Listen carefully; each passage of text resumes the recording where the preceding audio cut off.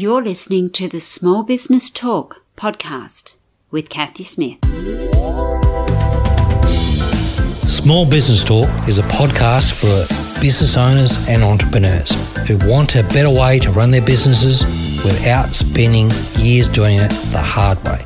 Small Business Talk is hosted by Cathy Smith, who has run the same marketing agency for more than 17 years and helped hundreds of business owners achieve their marketing goals.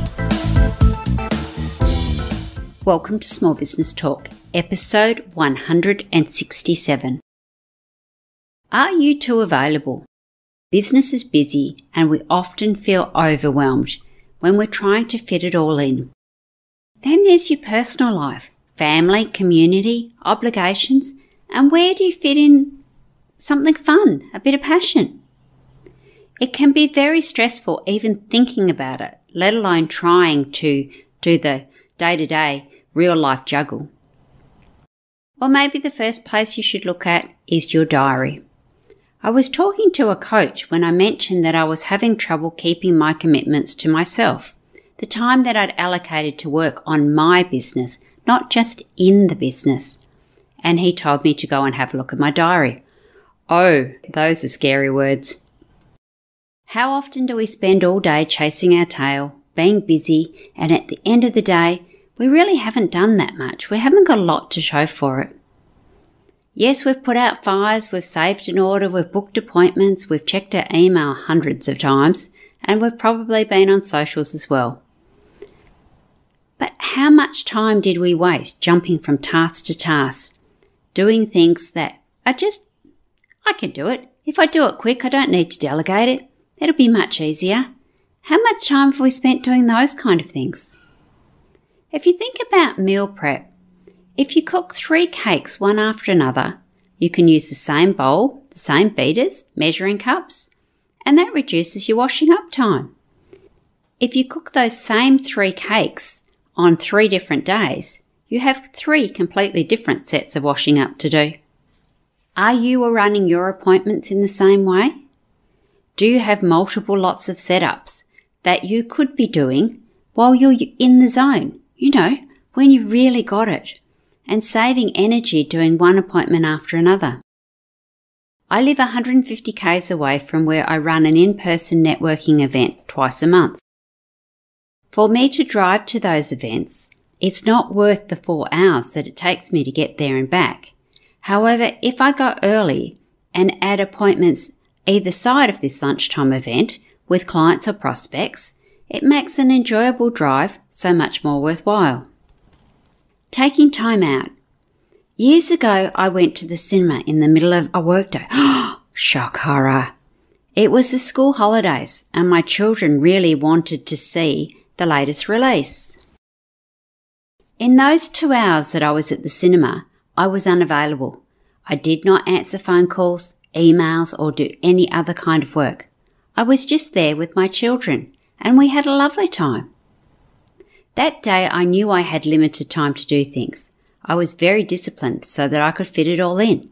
I checked my emails first thing in the morning, I completed the urgent tasks that needed to be done, got onto my to-do list, did what I needed in priority order, moved anything that didn't need to happen immediately that day to the next day. Very productive day. When you have limited time, you prioritise. You don't fluff around, you don't go down rabbit holes, you don't spend hours on social media, you generally just get on with it and get your work done. If you're struggling to find time to work on your business, start by looking at your diary. How many ad hoc things are you doing? How much time are you spending firefighting?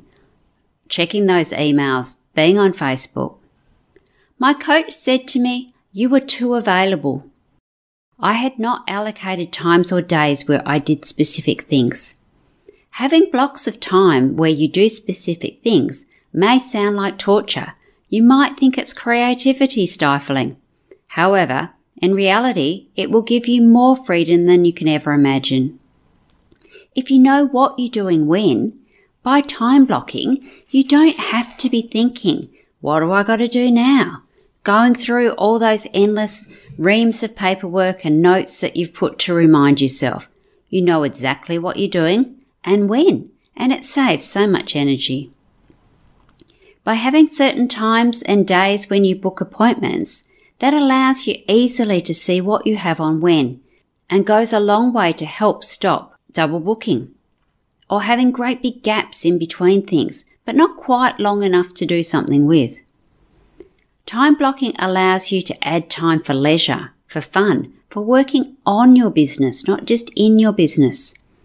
If you add these essential items in first, you will never have a situation where you can't fit them in.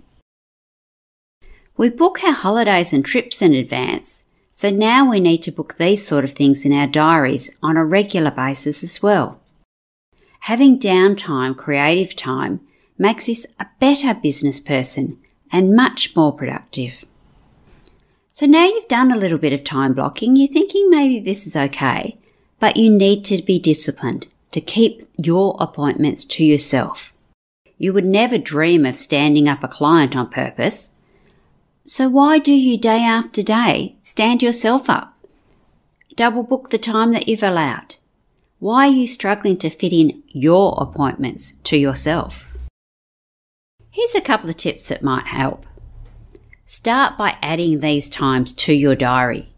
Make them a non-negotiable time. Tell someone that you've done this. Your team, somebody external. External accountability is very powerful for most people. And think about announcing it publicly.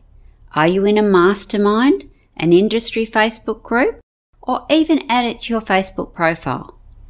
You could say something like, this week I'm going to keep all my appointments to myself. And don't be too hard on yourself. If you keep some, well, that's better than you did last week. If you're responsible for these commitments and other people know about it, you're more likely to do it. But what if somebody needs me? Yes, they do. You. What if somebody needs to book you at that time? If you had a client appointment at that time, you wouldn't book a second client appointment. So don't book over yourself. But what if they really need me? Do they really?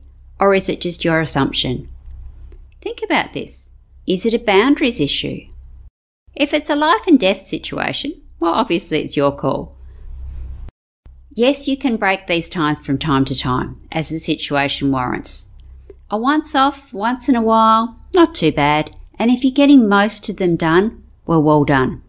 But if you're consistently breaking them, maybe you need to go back to tip number 1 and have another go. Making yourself available for yourself and getting these tasks done is one of the best things that you can do for your business. In last week's episode of Small Business Talk, Sean, Christina and I had a chat about delegation. Your business will succeed or fail on your planning. So if you haven't listened to episode 166, then it might be a good idea to go back and have a listen. Time blocking and planning can give you more freedom and reduce the overwhelm in your business. It can basically give your life back. I know that's a bold statement, but try it. Have a go. What have you got to lose? If you are not looking after yourself, then you cannot look after others. So remember, SBT audience, enjoy your journey. And I'll see you again next week with another great guest on a subject you're just absolutely going to love. Okay, everybody, take care. Don't forget to subscribe to Small Business Talk podcast and head on over to smallbusinestalk.com.au/downloads for all the show notes and links to this episode. Remember, to be great, you must start. Pick one tip from today's episode, take action and implement it. Let's meet again next week at the same time and place. Until then, take action. And SBT community, enjoy your journey.